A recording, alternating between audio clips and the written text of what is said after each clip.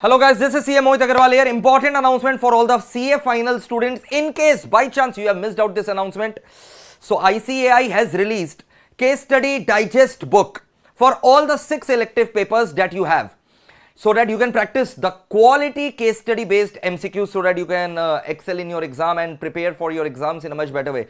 Yes, these are applicable from May 21 examination onward. In case you have missed it, what I'm going to do, see, this is the 6 case studies digest book for all the 6 elective papers that you have, along with the link. What I'm going to do is that in this description box you are going to find all these 6 links, so that you can simply click and get access to this case study digest book. So in case you guys missed it, ICAI has come out with this case study based MCQ, which is a must practice for you guys.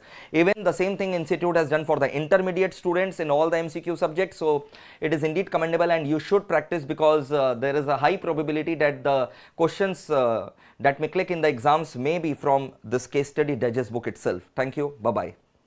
And in case you haven't subscribed the channel, do subscribe it.